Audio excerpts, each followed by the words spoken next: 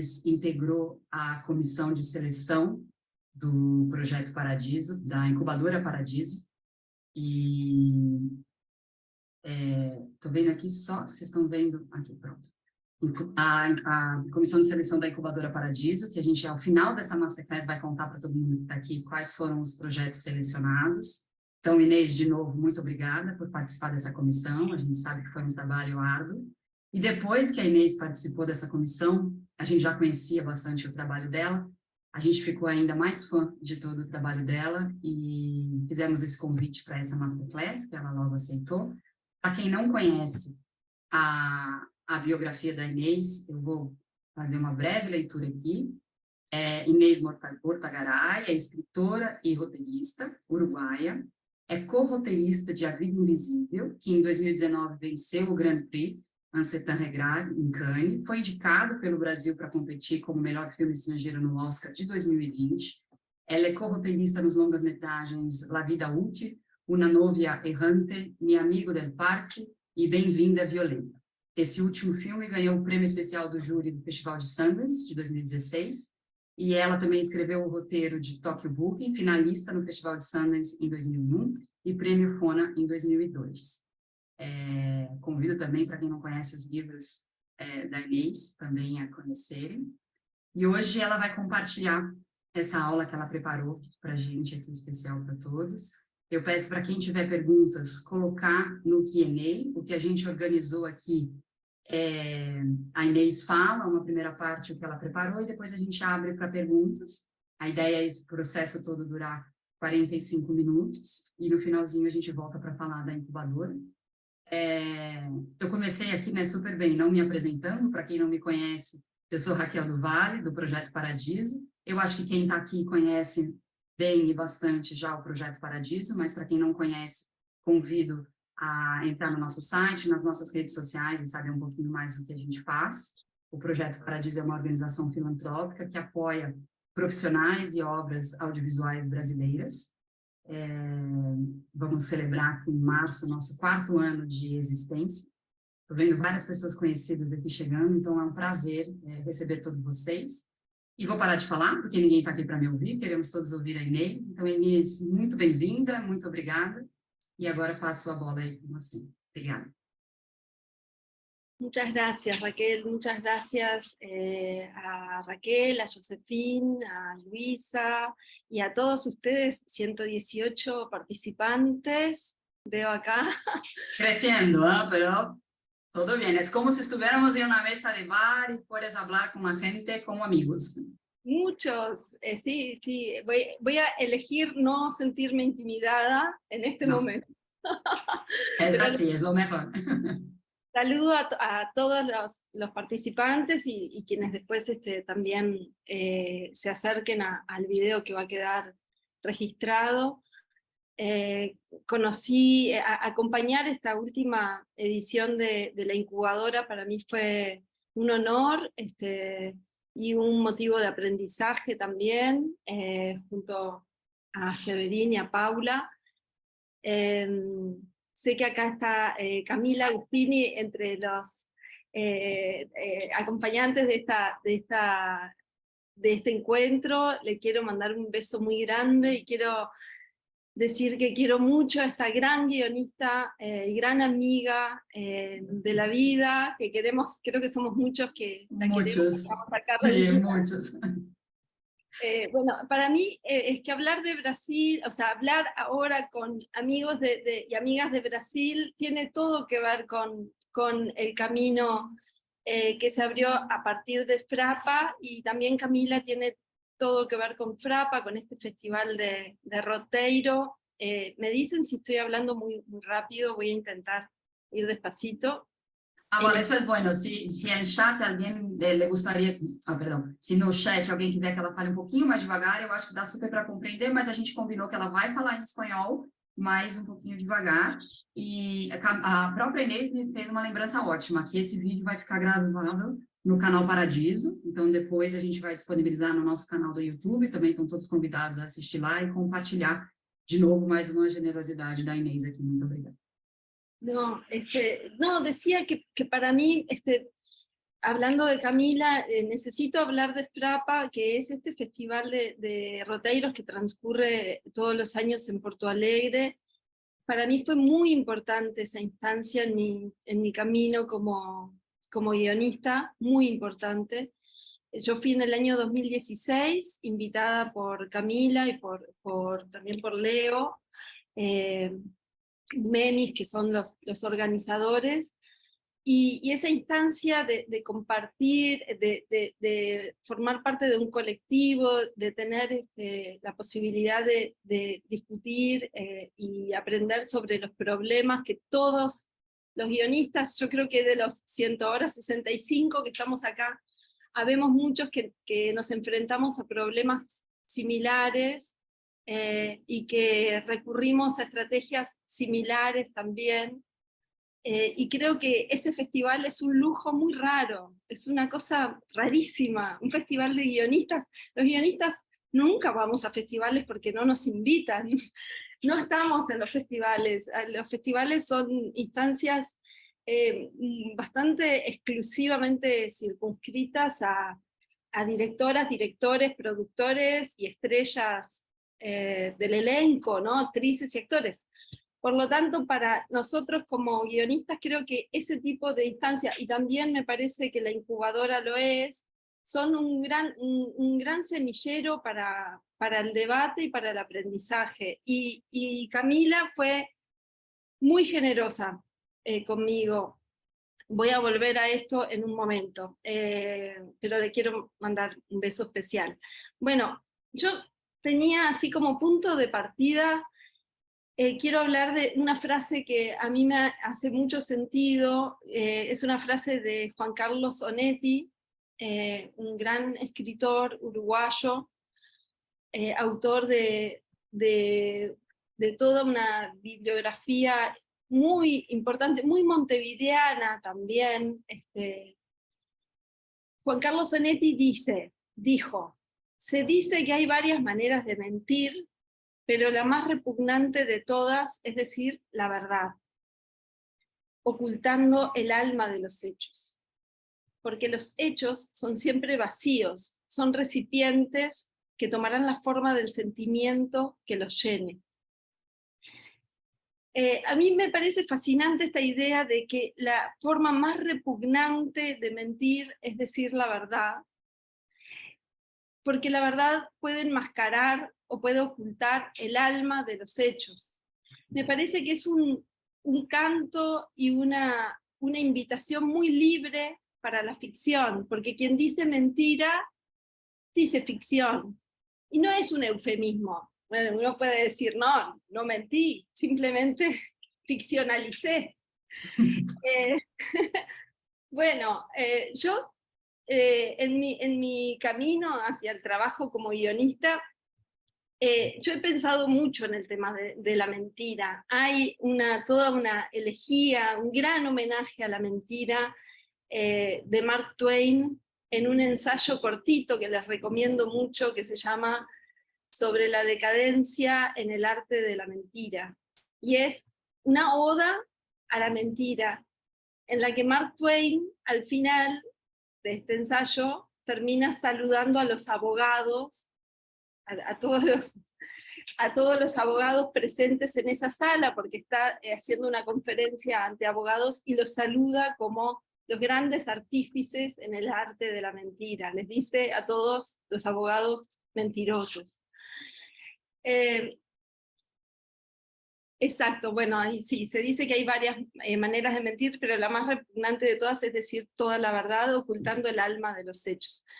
Yo he pensado en el asunto de la mentira, les decía, desde la infancia, tal vez porque era un poco mentirosa, y a mí me gustaba mucho leer, y el asunto de la lectura lo traigo acá porque yo creo que si pensamos en cuáles son los objetos que tenemos que tener en nuestra valija de herramientas como guionistas, yo creo que la interpretación activa, disponible, sensible y crítica del mundo que nos rodea, de la realidad y de la constelación enorme de obras de arte que tenemos a nuestra disposición, es muy importante.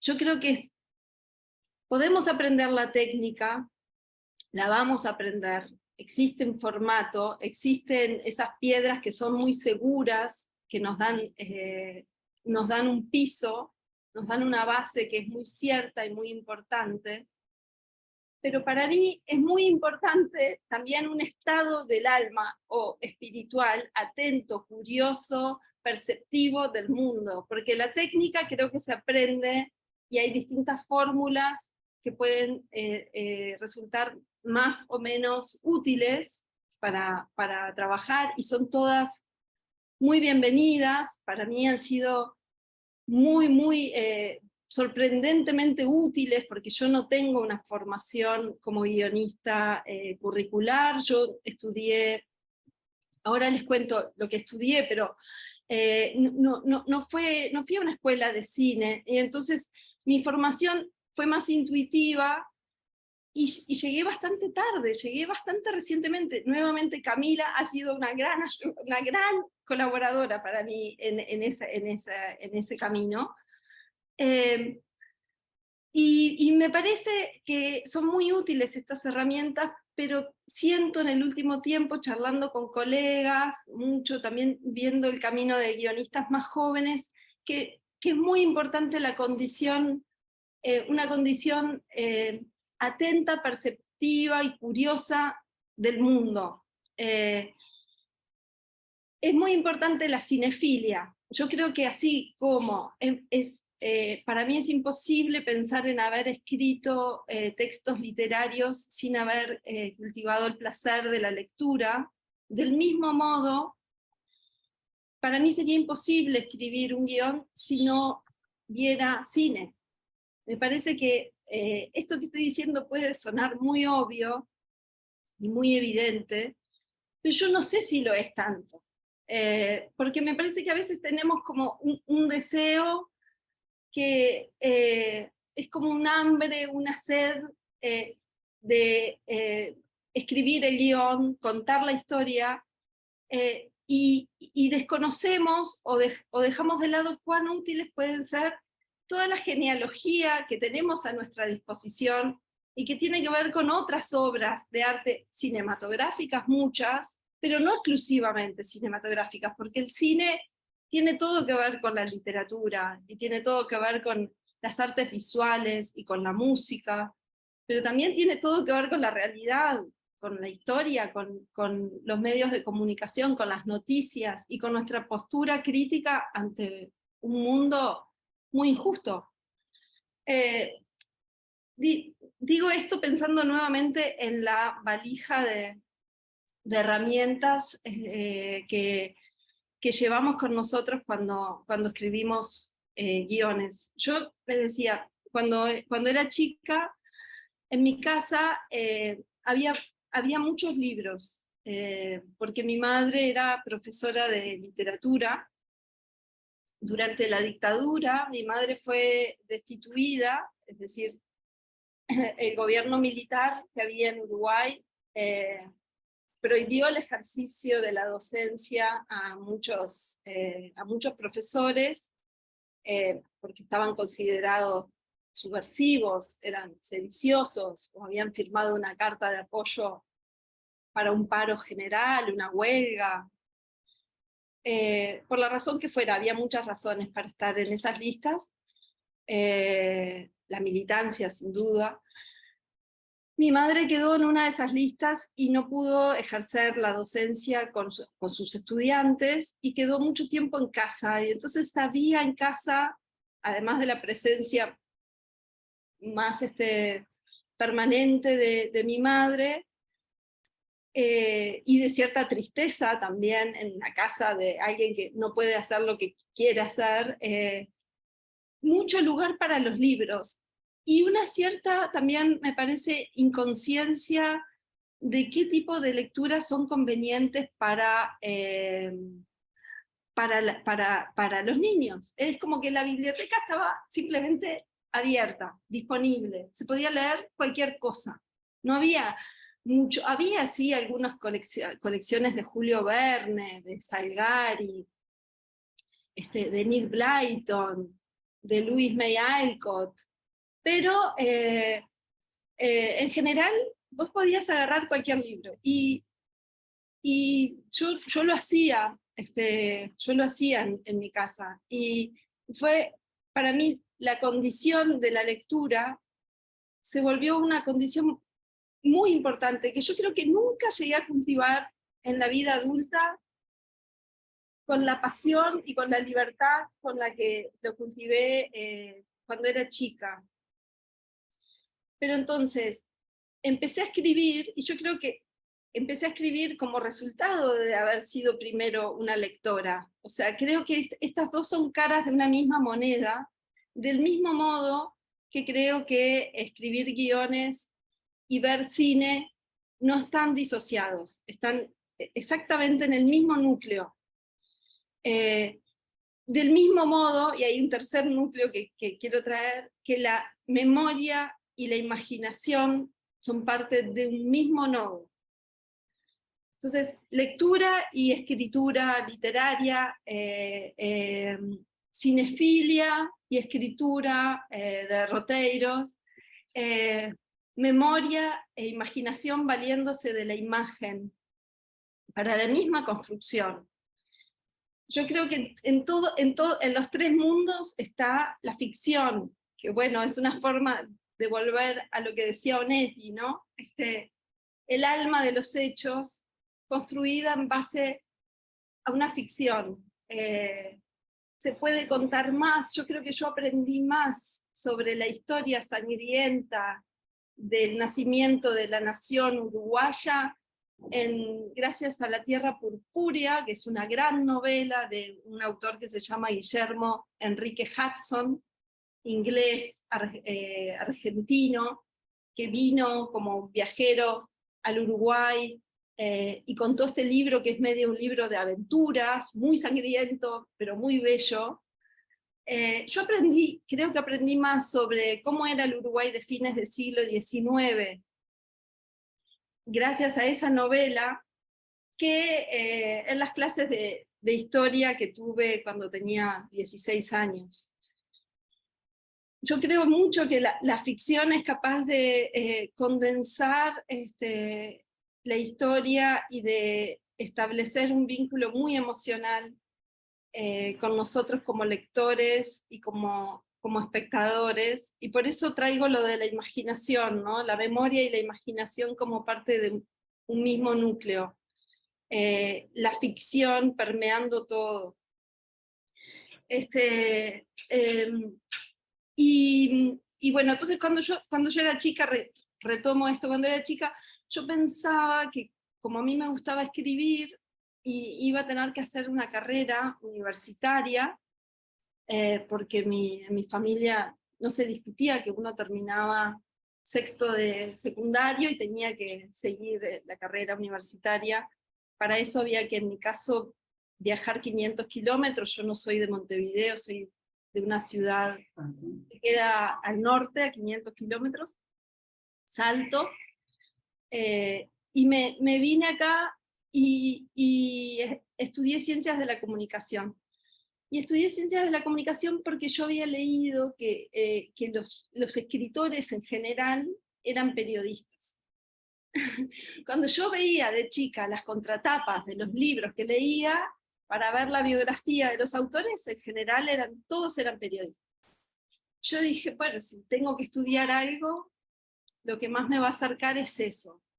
Entonces me vine a estudiar esto, periodismo, y nuevamente apareció lo de la ficción. A mí como periodista era un peligro, porque no, estaba en la cornisa, no, siempre había una tentación muy grande para la fabulación.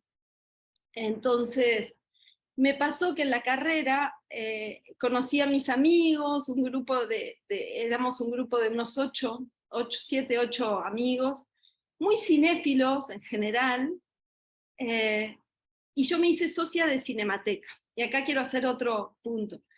Cinemateca acá es una institución cultural muy importante, muy antigua, que fue también de gran resistencia durante la dictadura, que tiene un archivo fílmico enorme, muy fundamental, que es patrimonio histórico nacional. Y esa Cinemateca fue el gran agente de formación para mí, como si pienso dónde aprendí a disfrutar del cine, y del cine tal vez más, más autoral, de cine más experimental, o cine que andaba por caminos laterales, más marginales, cines de nacionalidades poco frecuentadas acá, películas habladas en otros idiomas. Todo eso yo lo conocí gracias a Cinemateca. Y acá quiero hacer también otro punto, volviendo a la valija que tenemos como guionistas, las cosas que ponemos adentro. Yo creo que las instancias de colectivización, de debate, de discusión, son súper importantes, y que muchas veces, bueno, con la pandemia por supuesto, pero hay me parece una progresiva como tendencia a estar un poquito más aislados todos, ¿no? O así lo siento yo, y creo que esos espacios de los clubes de lectura, los cineclubes, ni que hablar Frapa de vuelta, los festivales, estas instancias, esto mismo, son muy importantes, y son casi una transgresión en esta época. Y hay que defenderlos mucho, porque nosotros cuando salimos del cine, cuando terminamos la experiencia cinematográfica, que felizmente ocurre en una sala y no frente a una computadora de este tamaño, una pantallita así, después la película, lo que estoy diciendo es una obviedad, ¿no? Pero la película sigue respirando, y entendemos mejor quiénes somos, también cuando entendemos qué opinamos frente a lo que vemos. Hay para mí un factor que tiene que ver con la construcción de la identidad, que está también hecha en base a todo el repertorio de cosas que nos van conmoviendo en la vida. Y el cine es un gran agente de conocimiento del mundo, y también de nuestro mundo. A veces es casi como, a veces presagia, ¿no? A veces ordena lo que entendemos sobre el mundo porque lo estamos viendo ahí proyectado. Tiene para mí un efecto muy poderoso. Entonces, yo creo que esas instancias de poder irse a un café, de pelearse también por una película, de debatir, de apasionarse por lo que sentimos o no comprendemos, enojarnos con las películas, también es importante. Entender qué no nos gusta es tan importante como lo que nos gusta, o lo que nos representa o nos identifica. Yo creo que esas instancias son muy importantes. Yo tuve mucha suerte, tengo que decir que tuve mucha suerte, porque con mi grupo de amigos tuve bastante ese fogueo de conversar, debatir, discutir sobre cine, y fue en ese camino que yo dije, bueno, pero si a mí me gusta la literatura, y me gusta el cine, y el periodismo, tengo este problemita con la ficción, no, naturalmente me fui corriendo y dejé periodismo, dejé la opción esa la había elegido, la opción de periodismo en la carrera, y me fui a narración creativa, que en aquel momento tenía un nombre muy ridículo. Estoy hablando de hace muchos años, muchos años, yo tengo 47, y yo me recibí con 22 años, me recibí muy joven porque yo entré con 17 años a la facultad. Se llamaba Ficción y Entretenimientos, pero se llamaba ficción, volvió la palabra. Bueno, y después pude terminar la carrera en México, bueno, y eso fue toda otra aventura que no me quiero torcer del rumbo.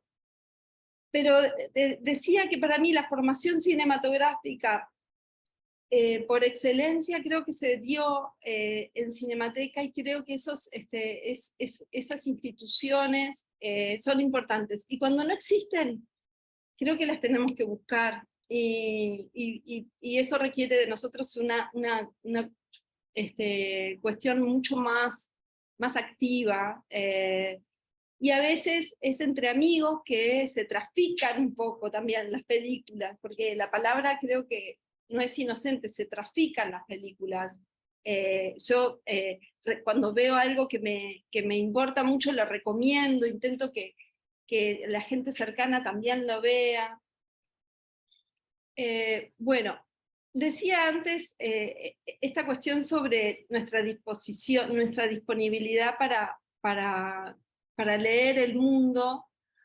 Yo a veces pienso en la historia de esta película de David Lynch, A Straight Story, una historia sencilla, escrita por una guionista, ahora mismo no recuerdo el nombre, eso es lo que nos pasa, qué vergüenza, a los guionistas no recordamos nuestros nombres. No pasa, si quieres hacemos una búsqueda en cuanto estás, pero sigue, no pasa nada, normal. Sí, bueno, esta autora había visto la noticia de un hermano que había recorrido 500 kilómetros a bordo de una podadora de césped para despedirse de su hermano que estaba a punto de morir ya en los últimos días. Vio esta noticia en un diario en Estados Unidos y tuvo el impulso de llamar para obtener los derechos de esta noticia. Gracias, Mary Sweeney, muchas gracias. Pero bueno, entonces ella, cuando quiso obtener los derechos, estos ya habían sido comprados por un gran estudio, y ella tuvo la paciencia de esperar, y creo que esperó como unos 4 años para que los derechos cayeran, y apenas cayeron, estaba agazapada, los consiguió, y ella hizo todo el enlace con David Lynch para que dirigiera esta historia, que es una cosa muy extraordinaria en la carrera, en la cinematografía de Lynch, tan onírica, tan llena de ondulaciones, ¿no? tan frondosa, tan arborescente, tan intrincada también. Justamente el chiste se hace con el apellido del protagonista, que se llama Straight, es el apellido, y es una historia derecha, una historia sencilla. Yo pensaba en esta mirada también, en esta mirada de las historias que se cuentan todos los días en los medios de comunicación, ¿no? Y en nuestro oído, para entender que esto que está pasando, este hombre que se despide de su hermano, y para eso circula en una podadora, atravesando todo un estado, tiene algo especial. Yo creo que es importante estar ocultando, como si tuviéramos un estetoscopio, un mundo que está lleno de ficción y de historias. Y esto también ocurre en un encuentro familiar un domingo a mediodía, y ocurre escuchando cómo hablan nuestros familiares, qué estereotipos manejan, los arquetipos. Se pueden estudiar de muchas maneras, pero también están vivos andando en la ciudad. Me parece que pensando nuevamente en nuestra valija de herramientas, a mí eso me parece importante. Después, y eso creo que habla sobre de qué materia estamos hechos, ¿no? ¿Cuál es el espíritu cuál es la amplitud de nuestra mirada. Yo creo que todo eso es muy importante para un guionista, porque la técnica sí es fundamental, pero la técnica se puede controlar. Ahora, estamos hablando de personajes, estamos hablando de personajes que tienen que llevar adelante toda una historia, y las historias tienen que ver sobre vínculos, tienen que ver, por supuesto, sobre conflictos. El conflicto es la materia que mueve todo, pero también las historias tienen que ver con lo que pasa entre los personajes, lo que les pasa a los personajes y lo que pasa entre los personajes.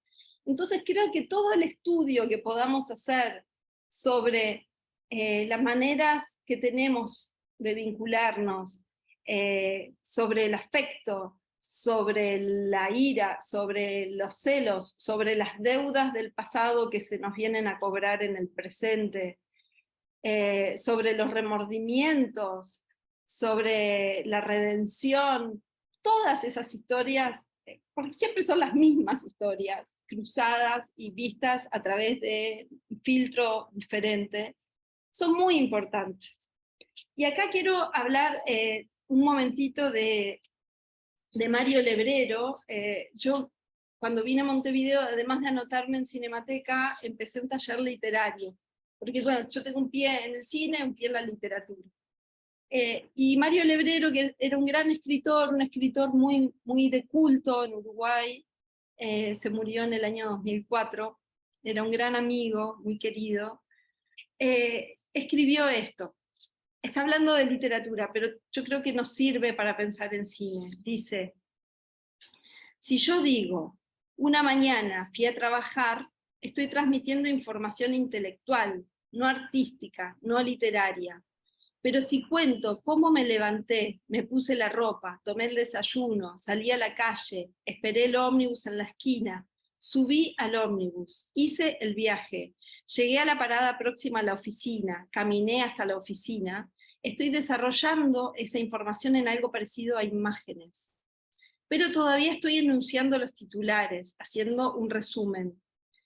Todos esos tramos deberían desarrollarse en imágenes, por ejemplo, describir el color del cielo en la calle, la gente que había en la parada, la cantidad de baldosas rotas, mi estado de ánimo, los olores que se respiraban, el ruido de los autos, qué decía la gente en la parada, cómo era la gente en la parada, cómo estaba vestida. Ahí estoy narrando en imágenes. Al hacerlo, doy mi presencia sensorial como narrador, observador, y fabrico con ese estímulo de la imaginación del lector un estado de trance, durante el cual se vuelve receptivo a lo que no se dice, o sea, a mi entera presencia, a mi alma. Ahí se produce la comunicación y el intercambio. Ahí el texto es un objeto vivo. Ahí el lector puede fabricar su propio texto, porque sus imágenes no serán las mías, sino las suyas, y las suyas serán más vívidas y coloridas que las mías, porque las saca de su experiencia sensorial personal. Bueno, es muy literario, claro, si uno escribe así un guión, vamos a tener muchos problemas porque no estamos trabajando con la elipsis, que es una gran herramienta de todos los guionistas, y es entre la elipsis y la yuxtaposición de imágenes, y que ahí hay que hacer un homenaje a Einstein, con lo que nos valemos, ¿no?, para pensar en cine. Pero sí me parece que hay si bien hay que trabajar con la elipsis y no hay que dar en un guión información que dramáticamente no tiene pertinencia, creo que es importante igual no dar tantas cosas por sentado. No dar tantas cosas por sentado, como también otra premisa que yo pongo en la valija. No dar tantas cosas, no tomar tantos atajos, porque muchas veces, aunque después en una versión definitiva de un guión haya mucha información que podamos abreviar y podamos despejar, tal vez nosotros necesitamos hacer muchas veces el camino largo como guionistas para después entender bien dónde están los acentos, dónde está lo que nos importa. Digo, guionistas con mucho oficio tal vez puedan saltearse estos largos recorridos y ir directamente a los pulsos dramáticos. Está muy bien. A mí a veces en la escritura necesito escribir, tomar el camino largo para entender lo que estoy diciendo, porque muchas veces para mí en la escritura hay como una especie de revelación de lo que estoy pensando gracias a que lo estoy escribiendo. O sea, si no lo escribo me resulta muy difícil pensar. Entonces, bueno, quería compartir esto, y también para cerrar con lo del hebrero y irme a otro lado, quiero decir una frase que también me enseñó el hebrero, que no es suya, es del Tao Te Ching, que dice: «Asa un pequeño pez como si gobernaras un gran imperio, gobierna un gran imperio como si asaras un pequeño pez». Me parece que esta frase también condensa algo que es importante en el oficio, que es el compromiso. Por eso es muy trabajoso, ¿no? Ser guionista, muy trabajoso, hay que escribir. Es muy trabajoso, es de mucho trabajo de escritorio, mucho escritura y reescritura constante, pero hay algo de hacer un pequeño pez como si se gobernara un gran imperio. Porque hay algo de la factura muy primorosa, muy minuciosa. No estoy hablando de detalles, no estoy hablando de saltearnos la bendita elipsis, por supuesto que no, pero sí pensar minuciosamente, específicamente, peleándonos contra los estereotipos, contra las generalidades, partiendo a veces del cliché, como decía Hitchcock, hay que partir del cliché para no llegar al cliché. Está bien, el cliché a veces ayuda, podemos partir de ahí, pero buscando la manera específica, puntual y personal que van a tener estos personajes de vivir la aventura que tengan que vivir. Bueno, eso me parece importante. También quería, en el título de la charla se llama Preciso una guionista, y acá quería detenerme un momentito en algo que en el último tiempo he notado. Es un buen momento para los guionistas, es un momento que por suerte tenemos bastante trabajo, las plataformas han dinamizado mucho esto. Yo debo decir que mi experiencia como guionista está casi exclusivamente anclada en largometrajes de ficción, tengo muy poca experiencia en series.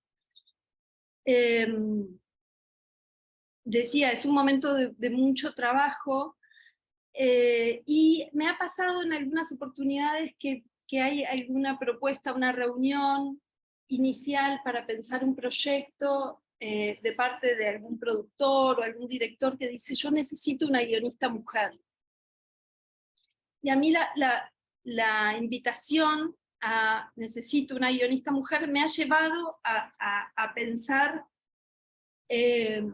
muy bien, estoy ocupando un lugar que ha sido históricamente postergado, estoy hablando porque yo no me acuerdo de Mary Sweeney, porque no me acuerdo de tantas guionistas que han pasado como sin pena ni gloria por la historia del cine. Eso está muy bien. Está muy bien que nosotras podamos contar nuestras historias y entender que no necesariamente cuando encontramos un personaje femenino en un guión, ese personaje va a representar todas esas cualidades que tradicionalmente se le han asignado a una mujer, sea el sacrificio, la abnegación, el sufrimiento. Las mujeres o muy delicadas como mariposas, o muy sufridas y abnegadas. La palabra abnegación es terrible porque abnegarse quiere decir negarse. yo entiendo, eso lo tengo muy presente, y al mismo tiempo me pregunto, cuando me invitan a escribir un proyecto porque necesitan una guionista mujer, pienso, ¿qué esperarán que yo como mujer venga a dar al proyecto? O sea, esperarán, me pongo un poco en guardia, debo decir que es una pregunta es una invitación que me ha resultado un poco inquietante, porque estoy tal vez un poco desconfiada de qué como mujer, qué es lo que se espera, porque si se espera esa mirada sensible, dulce, compasiva, pacifista, comprensiva, socialista, no lo sé. ¿De qué están hablando cuando hablan de necesito una guionista mujer? A mí me parece interesante en este contrapunto, entendiendo que hay una justicia histórica que se está dando en este momento, en donde las directoras de cine tienen más visibilidad, que nos llaman a las guionistas. No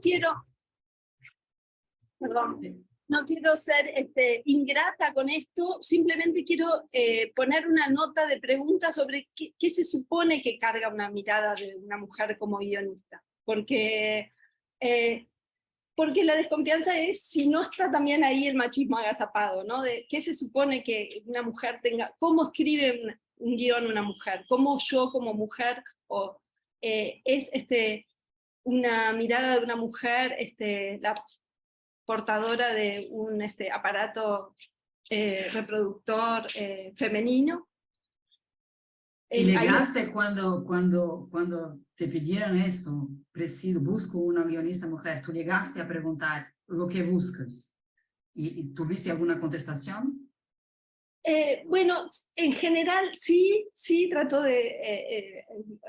no sé si lo hice muy directamente, pero sí me he encargado de entender por qué, y a veces también como una sensación de un aval, una garantía, como bueno, si voy a tener un personaje femenino, me siento más tranquilo, si hay alguien ¿no? Si hay una mujer que lo escribe, que me parece bien, lo puedo entender, me parece, es un punto de vista que puedo comprender y puedo acompañar, pero no sé bien si no hay como un montón de supuestos encimados uno sobre otro, encima de una mujer, una guionista mujer que entonces tiene que asignarle su sensibilidad femenina a eso que escribe. Quizás estoy un poco en guardia porque también en la literatura eso es muy común. Vas a un festival literario, y me ha pasado, y las mujeres participamos en una mesa de mujeres para hablar, donde la primera pregunta es cómo ven el momento del boom, de las publicaciones por parte de mujeres, o cómo ven la literatura femenina que está tan... Y parece algo pasatista, parece algo, quiero decir, provisorio. A mmí me pone nerviosa eso, porque digo, bueno, es como nos encierran en... ¿no? Siento que estoy como en una especie de gueto, o ¿no? Y tengo que hablar desde ese lugar, pero yo quiero hablar desde todos los lugares, yo quiero hablar de todo, ¿no? Y entonces ahí nuevamente me parece que es importante, pensando en la valija y las cosas que ponemos en nuestra valija como guionistas, creo que nuevamente vuelvo a esto de la ciudadanía, o de un ejercicio abierto, sensible y cuestionador, crítico del mundo en que vivimos. En el mejor de los casos también una mirada que goce con el cine que se está haciendo y con el cine que se ha hecho, una mirada que se nutra de las genealogías, porque las genealogías artísticas, las obras de arte, sirven como familias para las cosas que hacemos. Es como si tuvieras un primo, un tío, una madrina, vamos poniendo como y ahí podemos hacer, ser también muy, muy atrevidos, muy audaces, muy descarados, poniendo en relación, no sé, yo pensando que algo de Agnès Varda y de La felicidad de Agnès Varda, que es una película que amo, pueda alumbrar algo que yo escriba. Bueno, sí, uno puede tener esa irreverencia, porque estás en tu escritorio escribiendo y reescribiendo y todo es posible, nuevamente por esta oda a la ficción. Bueno, creo que por acá puedo cerrar por ahora por si hay preguntas, ¿no? Sí, seguro que tendremos preguntas. Eh, yo espero a ver si alguien tiene, pero una pregunta mía primera, que tú hablaste bastante. Y bueno, primera cosa, muy interesante tu reflexión con el tema de una mujer, porque sí, acá vemos en Brasil también, tal vez en Uruguay esté en un otro momento, pero en Brasil también la necesidad de los productores de buscar aquí hablamos mucho de lugar de fala, no sé cómo es la expresión en castellano, pero entiendo lo que dijiste como una protección, ¿no?, de los hombres y del machismo, de tener a alguien que garantice que, bueno, pero les escuchamos, ¿no? Entonces tal vez sea un poco por ahí que vas. Entonces si alguien quiera hacer una pregunta en eso. Mi pregunta era mucho, cuando empezaste, hablaste algunas veces que la técnica se aprende, ¿no? Que como si fuera no es más fácil, que es muy difícil la profesión, pero la técnica se aprende. Imagino que acá en el grupo tenemos muchos guionistas que están empezando en la profesión, estão começando no mundo do roteiro. De que forma buscar o sucesso nessa técnica? O que fazer, né? Então, você falou, claro, da cinefilia, mas na escrita mesmo, e nessa técnica, e a gente sabe que há vertentes diferentes de formas de escrever um roteiro. Então, se você puder falar um pouquinho da questão da técnica também. Muy bien, sí. Yo creo que ahí están los grandes manuales que tal vez suenen como unos tótems clásicos, súper clásicos, y yo estoy seguro muy desactualizada, pero yo el primer libro que leí sobre cine, sobre guión, es el manual de guionista de Sid Field. También está para mí Jean-Claude Carrière, que es un gran autor y es muy claro y es muy precioso como escribe, pero también Eugene Bale o Anne Huet, para mí fueron autores que descubrí en la biblioteca de la facultad, y esos fueron como, me fui abismando, sobre todo con Sid Field, por supuesto, como a que existe todo un cuerpo de pensamiento y de teoría que organiza mucho este mundo, ¿no? ¿Cómo se escribe un guión? Bueno, un guión es una convención que necesita ser escrito siempre de la misma manera, obedeciendo un mismo formato, y que luego va a ser una pieza que va a tener que hacer imaginar esa película a muchas personas muy distintas en un equipo. Entonces tiene que satisfacer muchas necesidades, no solo de la dirección y la producción, también de las actrices, de los actores, directores de fotografía, de arte, en fin, son muchos usos y desgloses que después va a tener un guión. Y hay cuestiones que son como básicas del formato, esto de por qué se escribe en Courier New, cuerpo 12, porque cada carácter ocupa el mismo espacio, y eso es lo que asegura y garantiza que una página de guión pueda ser llevada a esta traslación de que una página equivale a un minuto, que siempre se escriba de la misma manera, con la misma tipografía, con el mismo cuerpo de letra.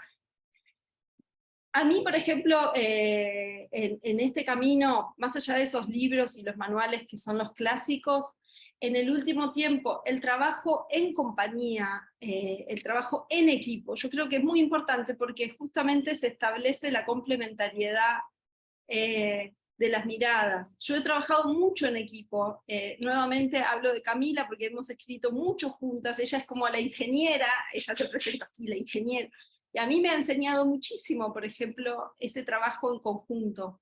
Creo que tenemos que buscar esas instancias de socialización, más allá de la lectura de los manuales, más allá de asistir a cursos y talleres.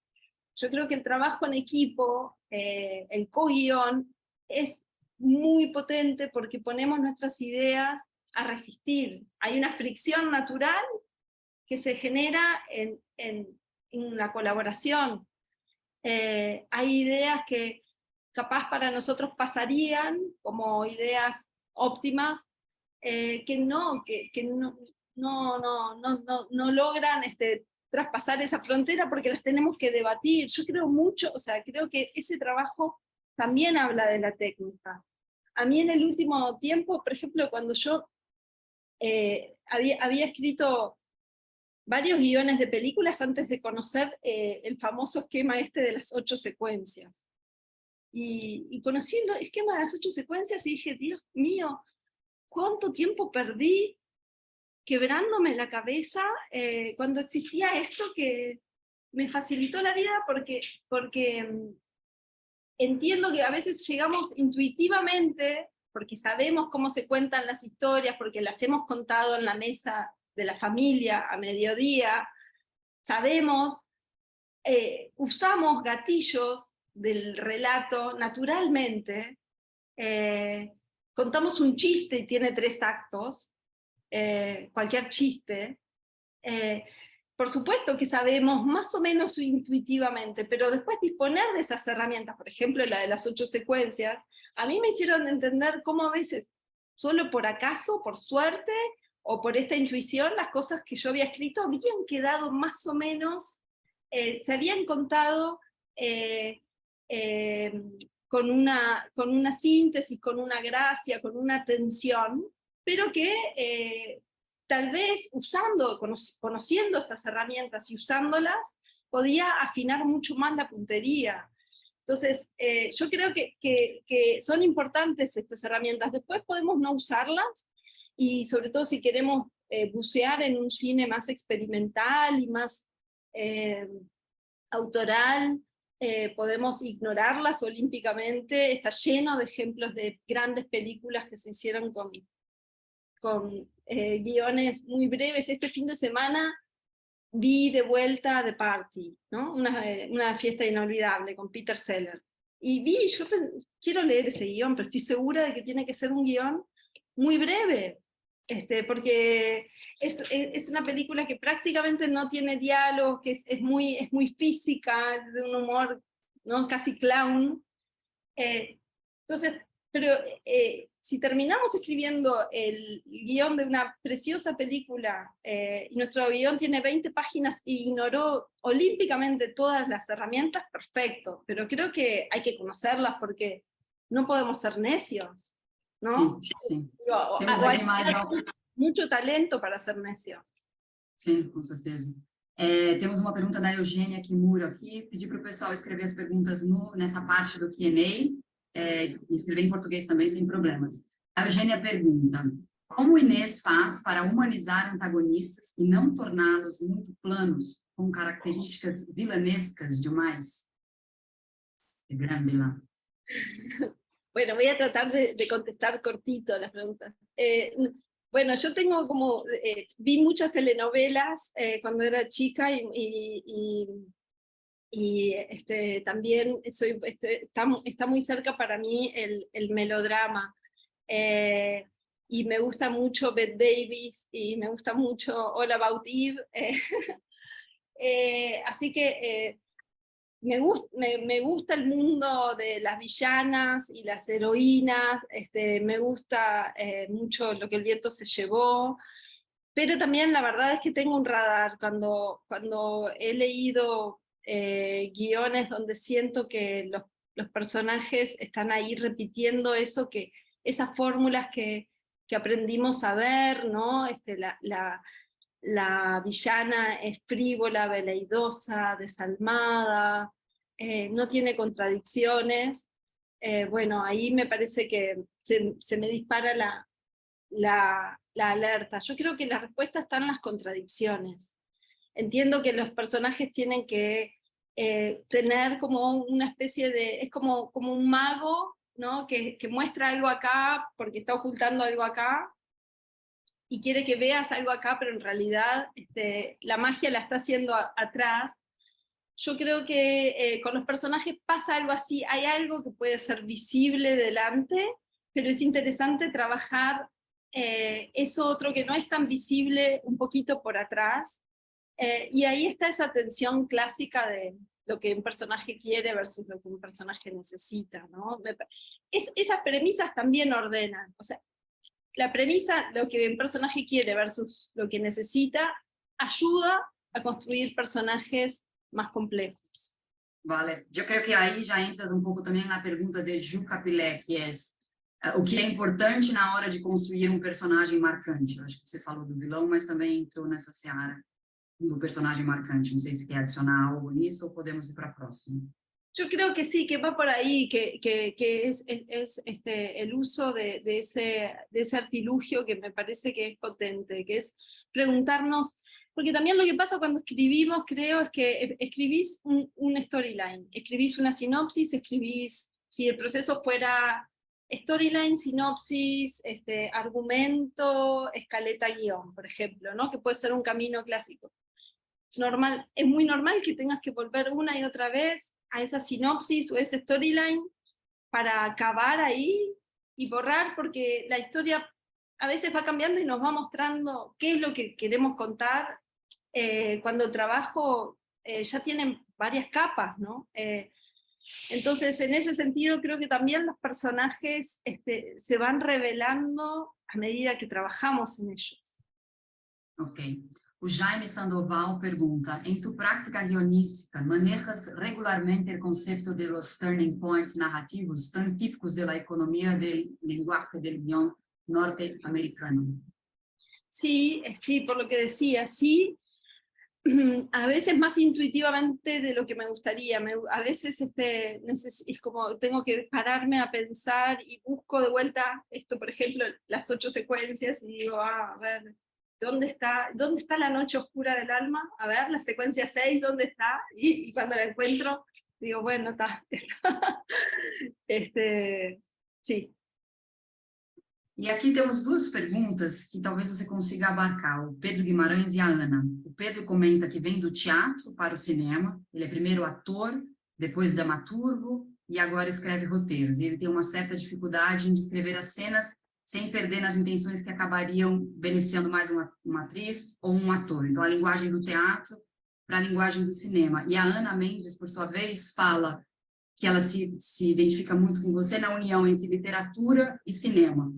Como que é o seu processo criativo considerando as duas linguagens, do cinema, da literatura para o cinema? Então, trazer universos, né, da arte diferentes, do teatro, da literatura, para o universo do cinema, né? Tem uma dificuldade nisso aí. E depois há uma outra pergunta que a gente recebeu também, em relação à adaptação de livros para cinema também, que a gente pode fazer, depois se aprofundar um pouquinho nisso. Bien. Bueno, en mi caso la verdad es que hay una frontera bastante clara entre la literatura y el cine en relación a los procesos creativos, porque en el cine hay plazos marcados, o sea, el cine primero para mí es un trabajo, entonces como tal es mi desempeño profesional, se dispone un tiempo, se dispone una tarea, se dispone una remuneración, todas las cosas que hacen que un trabajo sea un trabajo. Y eso tiene mucho que ver también con los tiempos con los que uno cuenta para avanzar en ese resultado, ¿no? Y hay muchas instancias de diálogo, es un proceso muy asertivo, es un proceso de tratar de todo el tiempo pelear contra la incertidumbre. Hay incertidumbre, pero es qué historia se quiere contar, qué es lo que está contando esta escena, la función dramática de las cosas está muy presente. Sí se puede uno ¿no? Ir, perder, buscar referencias, ver mucho cine los fines de semana, pero después en la mesa de trabajo creo que hay que hacer una síntesis muy, muy potente porque tenés poco tiempo y en general es mucho trabajo. Nuevamente ahí creo que el trabajo compartido en co-guión es rico y es benevolente. En la literatura, en mi caso, yo no sé si a la persona, si al compañero que trabaja como dramaturgo le pasa. En mi caso la literatura es todo, es como mucho más errático, son procesos mucho más sinuosos, escribo y muchas veces no sé exactamente qué es lo que estoy contando, trato de pelear contra la desesperación que eso me genera. Es mucho más elusiva la función, porque en mi caso la literatura no, yo no lo hago porque quiero y lo hago como con mucho también, en un punto es como la diferencia entre lo amateur y lo profesional, ¿no? Y yo defiendo lo amateur también es lo que uno ama. Eso quiere decir la palabra. Sim. A Tami Martins pergunta, recentemente comecei a escrever à mão e percebi que comecei a avançar muito mais rápido, escrever sem ordenador, com a mão. Sí. Y que escuchó autores que hacen eso con libros también. Y ella pregunta, ¿cómo es tu flujo de trabajo? ¿En el ordenador, con borradores, si haces storyboard, escaleta, mood board? ¿Cómo tú trabajas? Sí, yo trabajo en la computadora, no trabajo a mano, directamente trabajo en Final Draft, pero antes del Final Draft, que me genera mucha antipatía el Final Draft como herramienta de trabajo compartido, porque si bien tiene una función para escribir en colaboración, me parece muy fallida esa herramienta en el Final Draft, me cae mal. No entiendo cómo tiene tanto tiempo ese programa y no ha resuelto bien esa herramienta. No entiendo por qué tengo que seguir pagando. Bueno, y cuando no arreglan eso. Entonces prefiero toda la vida, todo lo posible, trabajar en un Google Drive cuando es compartido, porque siento que es mucho más confiable para mí, más afable, más fácil. Entonces escribo ahí, por ejemplo, un argumento compartido, está abierto en 2 computadoras, es sencillo.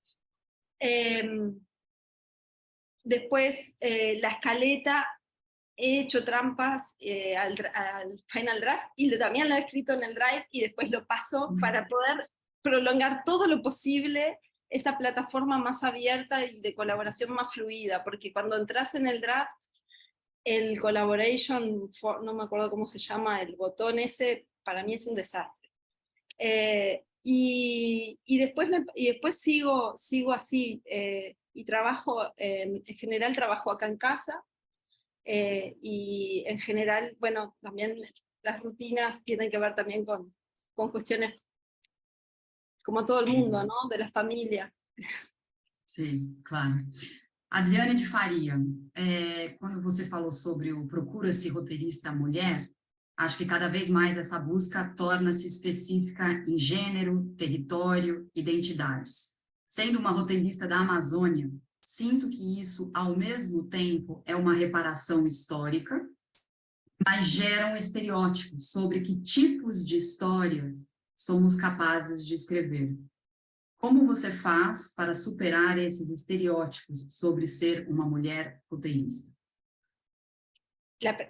Me hace la pregunta de cómo creo que se puede superar. Sí, superar yo no sé cómo se dice en castellano, estereotipo, ¿no? De que es una mujer, entonces tiene todas las características que dijiste antes, ¿no? Sensible, pasible, y eso puede que sea un estereotipo.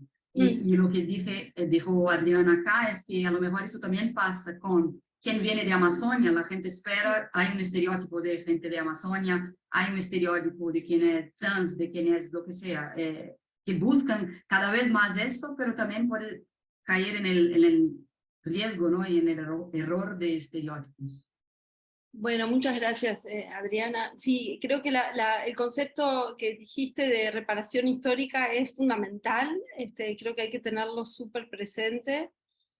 Y entonces, en tanto reparación, creo que son espacios que tenemos que ocupar, que los tenemos que ocupar, y bueno, y confío en que en el mismo camino de ir ocupando esos espacios que antes estaban siendo negados, se puede ir ampliando la mirada, y desde dentro, hacer como desde adentro, desde donde se cocina las historias, ir abriendo la mirada, y poner en tensión eso que se espera, que reproduzcamos con lo que nosotras llevamos como parte de nuestra constitución espiritual. Estoy hablando de algo muy profundo, pero que entiendo que tenemos que, o sea, básicamente lo que creo es que tenemos que ocupar esos espacios y que tenemos que llevar nuestra mirada muy crítica y muy amplia para que nuestra misión no sea solo sanear, aunque también sanear las historias, sino contarlas. No venimos como solo a poner como una venda en algo que ha sido tortuoso y terrible e injusto. Sí lo hacemos, pero también podemos pararnos por encima, o sea, pararnos arriba de esto, eh, para contar las historias, y podemos contar las historias sobre la condición humana, no solamente sobre la condición femenina. Sim, sim, total. A Roberta perguntou, gostaria de saber como você se relaciona com o som do filme enquanto escreve. Você gosta de pesquisar sons para espaços dos filmes? Pesquisa sons para personagens? El sonido, ¿cómo es su relación con él? Eso me encanta esta pregunta. Yo estoy aprendiendo más a aprender a tener encendido el oído con las frases, con los sonidos, y a pensar en cuánto cuenta el paisaje sonoro en una historia. Hace poco fui a una charla que dio acá en Montevideo, en Cinemateca, justamente Lucrecia Martel, y Lucrecia Martel, bueno, habla mucho ella, ¿no? Sobre el sonido y sobre todo lo que pueden contar en las historias, toda esa dimensión que muchas veces está desaprovechada. Recomiendo, no sé, supongo que hay un registro de esta conversación que sucedió el año pasado en Cinemateca, después les puedo buscar y pasarles, porque es bueno. Bueno, eso es muy bueno.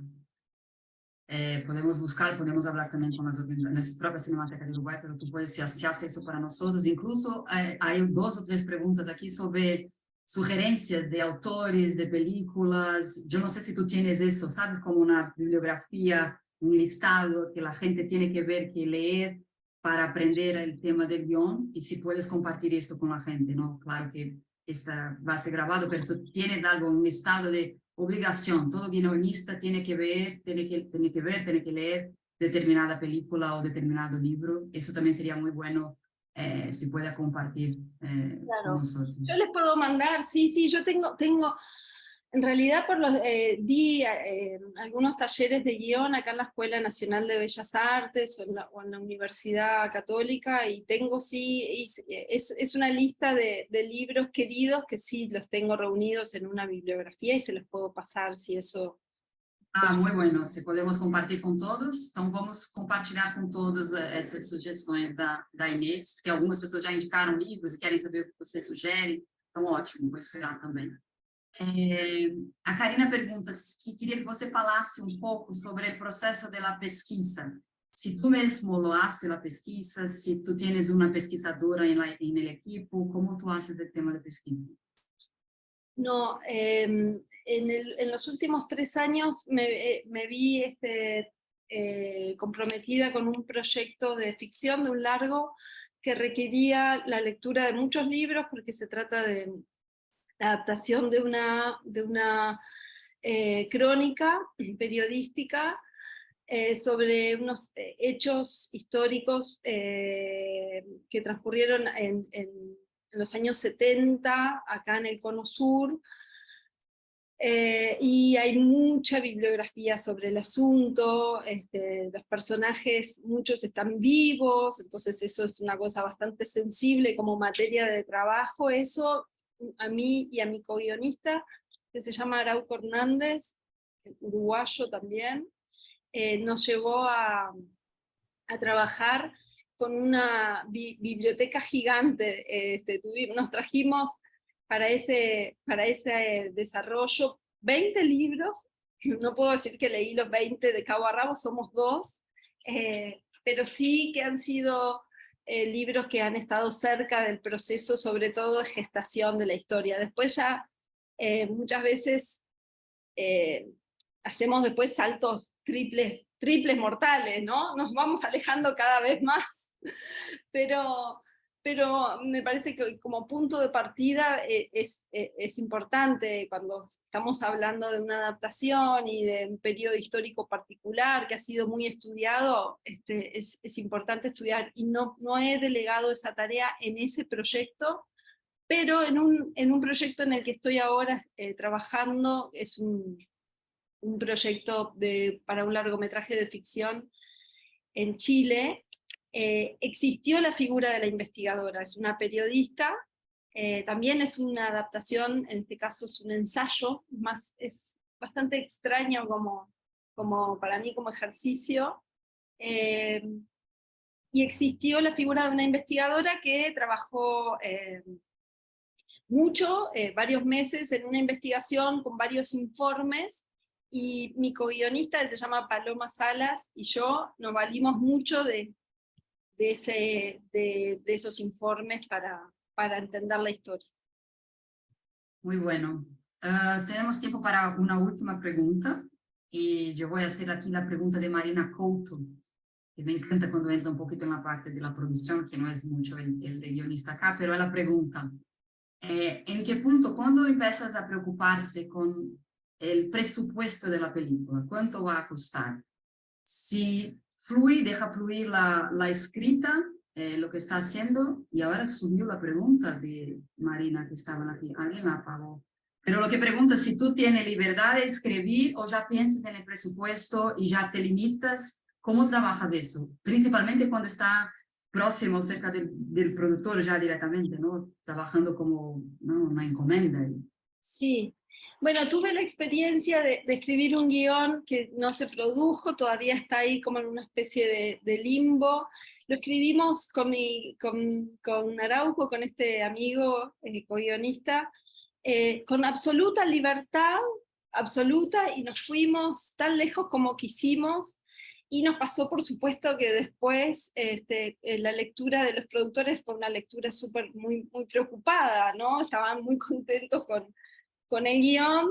No, había sido muy libre el proceso, pero estábamos en una recreación de época, años 50, una isla, había lanchas, había muchas secuencias nocturnas. Yo voy aprendiendo en este proceso, por ejemplo, con Chile, en donde estoy trabajando ahora, las lecturas del equipo de producción también se lleva adelante con la mirada de un productor que está haciendo el presupuesto todo el tiempo ante cada uno de los documentos que entregamos. Entonces, él, por ejemplo, hubo una idea que era que el personaje protagónico se toma un tranvía, porque estábamos en los años 50. Y bueno, el tranvía... y nos dijo, bueno, sería importante cambiar, y la verdad es que no costaba nada poner un autobús. Es medio de sentido común. En realidad yo no tuve mucho sentido común. ¿Por qué poner un tranvía si puedo poner un autobús?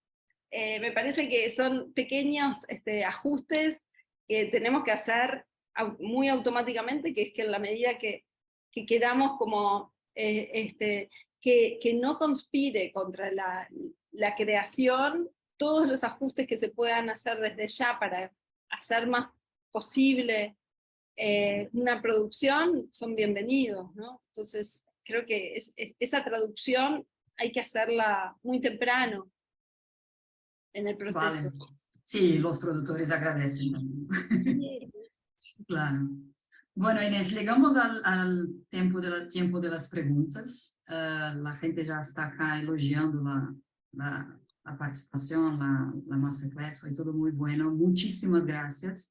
E lembro que sim, vai ficar disponível no canal Paradiso, e a gente vai, assim que a Inês mandar para a gente também essa lista, compartilhar essas informações de sugestões, a gente também compartilha. Nós temos os e-mails das pessoas que se inscreveram, acho que vai ser muito útil, é sempre muito enriquecedor ouvir uma pessoa com tanta experiência e talento como a Inês. Muitíssimo obrigada.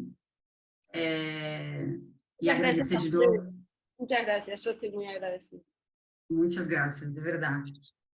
Eu vou nessa parte que a gente tinha falado no comecinho, de falar um pouquinho da incubadora, então acho legal contar quem foi companheira da Inês, né, nessa leitura da incubadora, foi a Paula Gaston, que é consultora do Projeto Paradiso, que trabalhou bastante na reconstrução, na nova categoria nas novas categorias da incubadora de 2023, a Severine Ronsard, que é uma produtora francesa, com muita atuação no mercado brasileiro também, e a Inês. Então, a gente procurou, nessa categoria de roteirista, a gente procurou ter uma figura com um olhar da distribuição, da produção e do roteiro. Então, as três leram todos os projetos inscritos na categoria roteirista, selecionaram 2 projetos, então, no regulamento da incubadora, a gente dizia que era para selecionar um projeto, mas que estava aberto à comissão de seleção.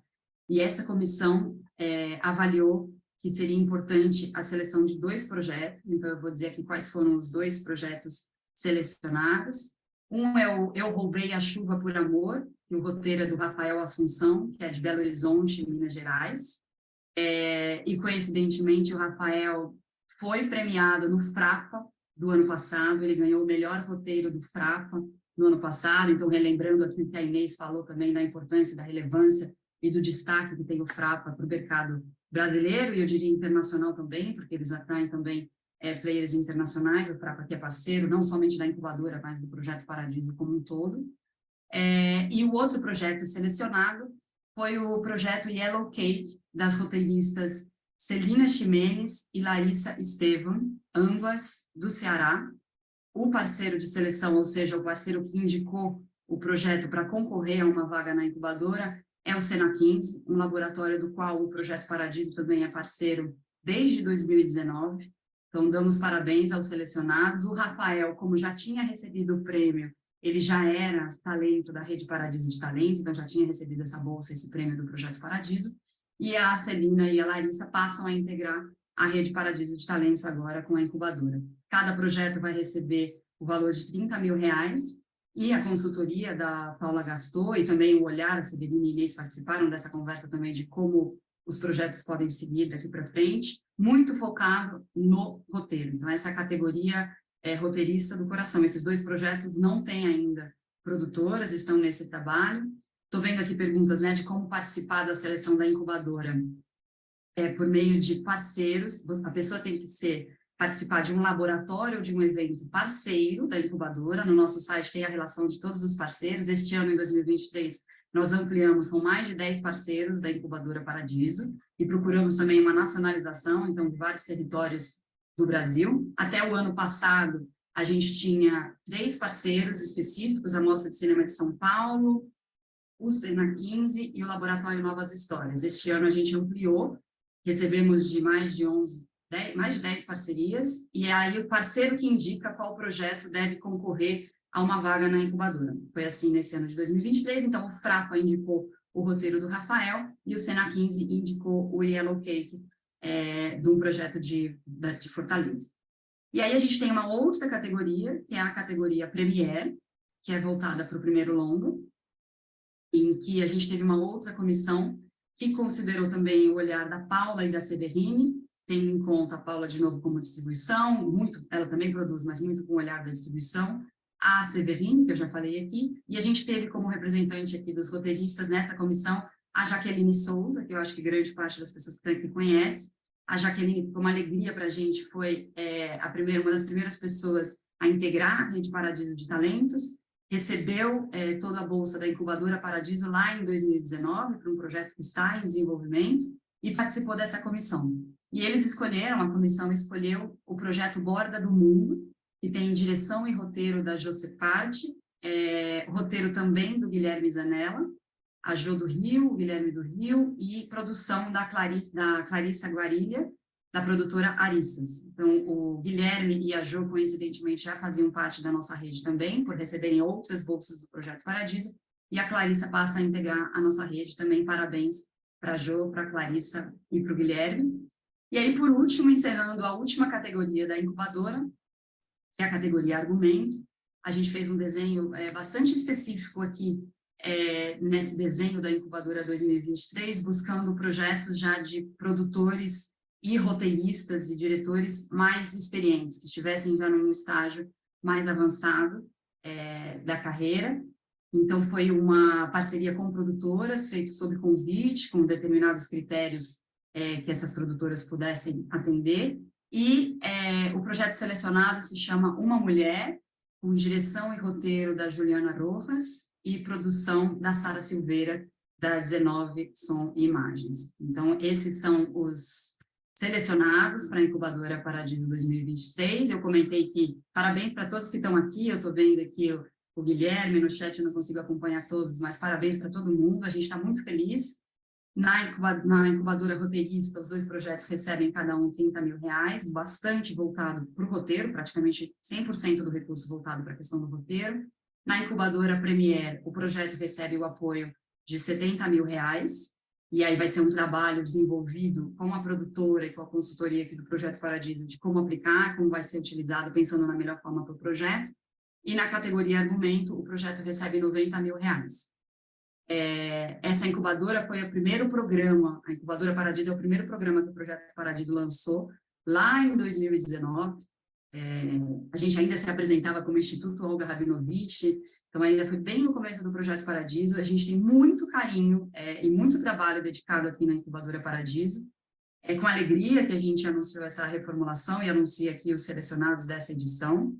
A gente já está trabalhando na edição de 2024, foi ótimo contar com os olhares dessas pessoas super talentosas na comissão.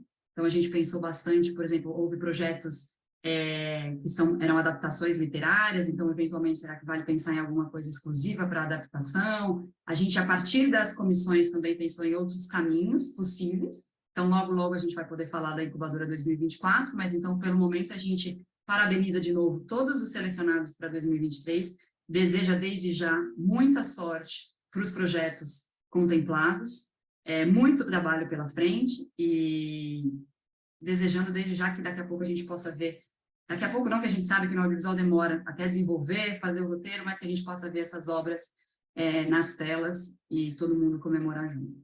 Inês, de novo, obrigada pela sua participação na incubadora, a gente sabe que foi um trabalho árduo, e muito obrigada, e é muito bom poder ver e compartilhar com você aqui o nome dos selecionados.